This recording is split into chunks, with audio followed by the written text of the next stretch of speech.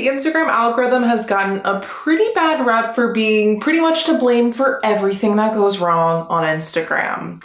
But when you learn more about how the algorithm actually works, it actually can be beneficial for your strategy. In this video, I'm going to be breaking down exactly how the algorithm works in 2022, and I'm going to be sharing all about all these new feed updates, including optional chronological feed. Chronological, yes, is kind of coming back. And if this is our first time meeting, hi, I'm Natasha. I'm an Instagram strategist and I really help small businesses shine on Instagram using video in their strategy. So let's get right into today's video.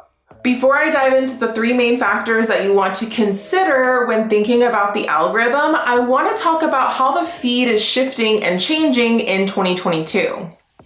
Instagram has recently announced wanting to give more control over their feed experience, considering that their most popular comment on every single post is "bring chronological back."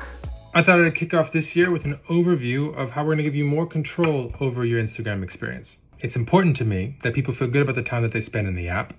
And I think giving people ways to shape Instagram into what's best for them is one of the best ways to pursue that goal. In the future, we're looking to have 3 different feeds in home. So that's exactly what they're doing. They're putting the control of your own feed experience in the hands of Instagram users. You may have already noticed a few of these feed updates, but these are the 3 main changes that are coming to the Instagram feed experience. First, you have the home option, and this is the algorithm as we know it.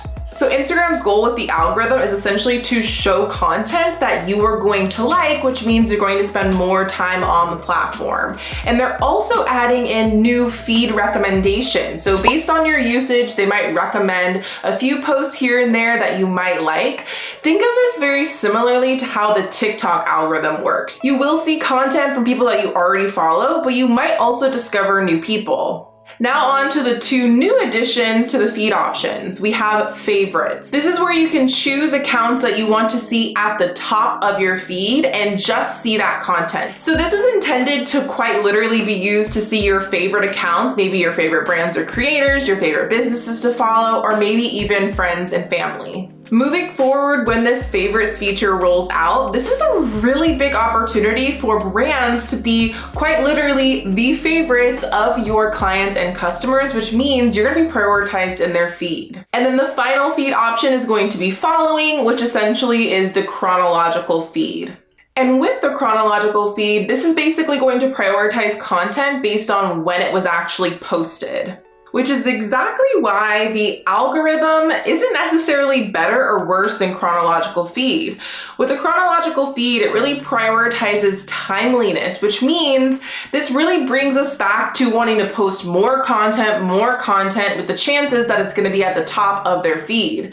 But with the algorithm, by creating really great quality content and really thinking of these 3 main factors that I'm going to break down, you actually can increase the chances that people are going to see your content even outside of a certain posting window. Whether you decide to keep your feed experience on the home tab, to utilize favorites, or even to go back to chronological, you want to think about these 3 most important factors when creating content to make sure that your content is getting out in front of your ideal followers, clients, and customers.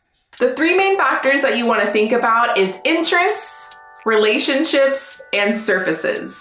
Interest is categories of content you like based on your activity.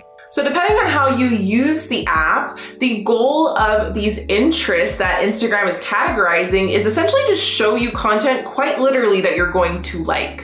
This is why it's so important as a business using Instagram to not post about 10 different things, but to really stick to a few very specific categories to help Instagram categorize the type of content they can expect from you. My best practice is sticking to 5 topics or content pillars for your brand on Instagram. For example, for my account, I'm not only posting about Instagram for business, Instagram video tips, but I'm also talking about how I scale and grow my business, my favorite systems and tools, and wellness as an entrepreneur.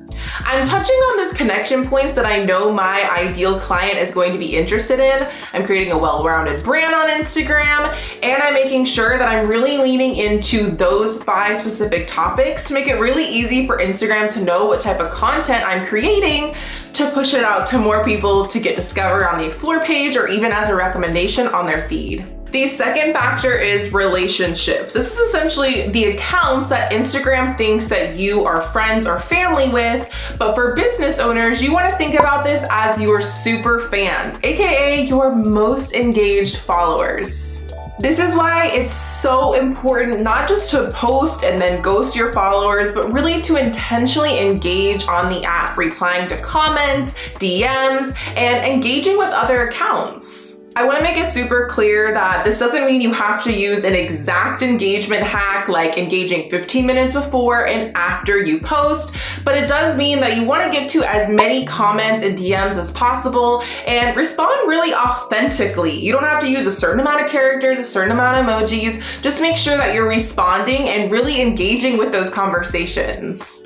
Not only is that going to be a lot more beneficial for your strategy, but it's really going to help you foster those relationships, which means Instagram's gonna be like, okay, they know each other, they're friends, and it's gonna push the content out to them. A really obvious example of this is if you went to someone's Instagram stories and you replied to some stories, maybe you reacted, you started sending some messages back and forth via DMs, you probably would notice their Instagram stories is going to be at the top of your stories feed.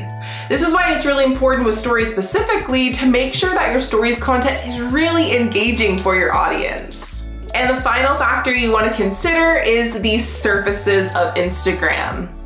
My most recent videos go a lot more in depth on how to actually use the different surfaces of Instagram, but it's really important that you're not just posting one type of content. Essentially, you want to be using all 5 surfaces: the feed, stories, reels, Instagram video, and lives.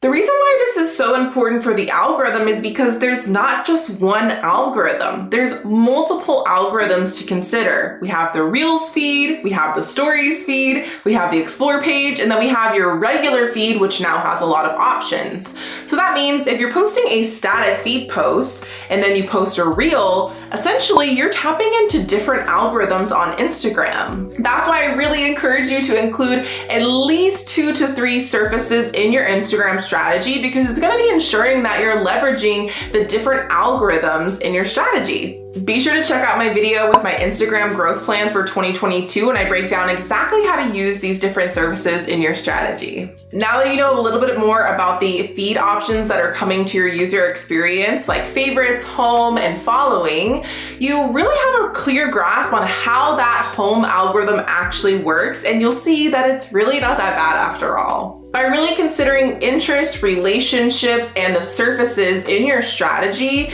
you're actually going to leverage it and see a lot of benefits from it now that you understand how to use it. Be sure to subscribe and like this video if you found this algorithm breakdown really helpful, and I'll see you in my next video.